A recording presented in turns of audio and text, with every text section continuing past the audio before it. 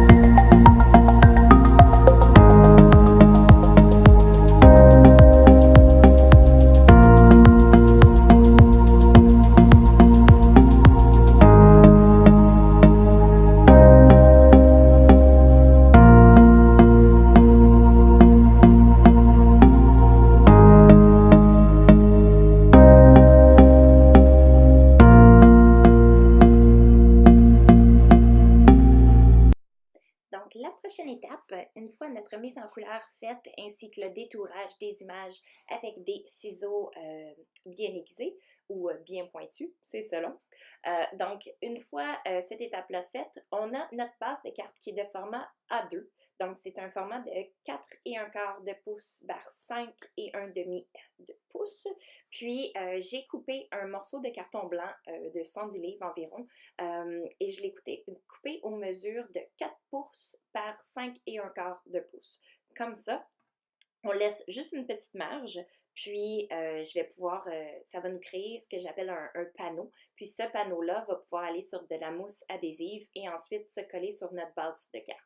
Donc, sur l'inspiration du moment, j'ai décidé d'utiliser mon stencil Chevron, le tout nouveau stencil que j'ai reçu parce que je le trouve tout simplement magnifique. Donc, avec de l'encre et un applicateur d'encre rond, je viens tout simplement ajouter de la couleur à travers mon stencil. Donc, c'est un stencil régulier, ce n'est pas un stencil négatif, ce qui veut dire comme quoi que les lignes qu'on voit à travers le stencil, c'est ce qui va laisser passer la couleur. Évidemment, si vous ne voulez pas faire comme moi et que votre stencil bouge à tout coup, vous n'avez qu'à utiliser un petit morceau de washi tape ou de ruban adhésif et ça va maintenir en place votre stencil pour pouvoir ajouter de l'encre. Donc, une fois le tout fait, j'ai simplement fait mon stencil au complet au milieu de mon panneau.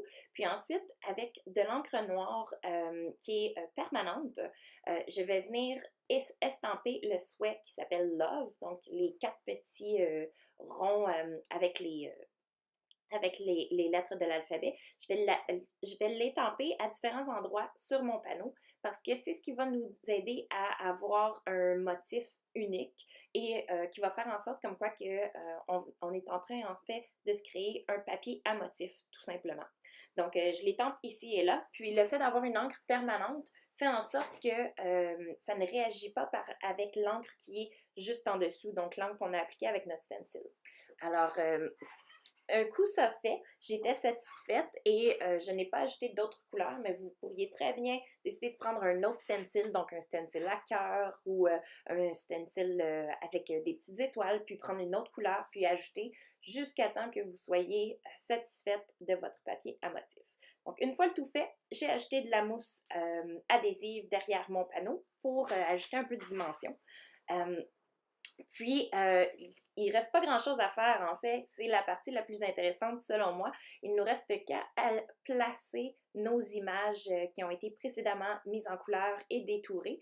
Donc là, je suis en train de jouer avec le placement de mes items. Donc, je vais mettre de la mousse adhésive, des petits carrés, étant donné qu'on n'a pas beaucoup de surface. Donc, je vais mettre de la mousse adhésive derrière tous les items.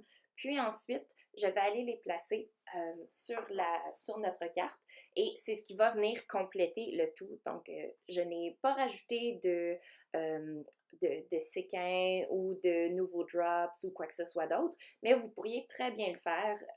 Prenez ce projet-là comme un tremplin pour votre propre créativité. Moi, j'adore les choses qui sont colorées, j'adore les licornes plus que tout au monde, malgré que le nouvel ensemble d'alpaga de Limstron est assez magnifique, merci.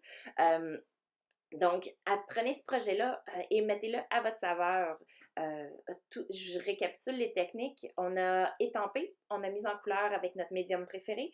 Ensuite, avec des ciseaux, on a coupé tout en laissant une marge d'environ 2 à 3 mm afin de bien faire ressortir notre image. Ensuite, on a pris une base de carte prépliée.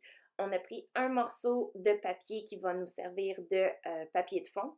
On a créé notre papier de fond justement avec un stencil et ainsi qu'une étampe, puis avec 2 couleurs d'encre pour bien s'agencer. Puis ensuite, on a simplement ajouté nos étampes précédemment mises en couleur avec de la mousse adhésive. Puis, pourquoi pas, afin de jazzer le tout, ajouter un petit badge parce qu'on a toujours de la place pour un badge. Donc, j'espère que vous aimez ça. Puis, on se revoit super!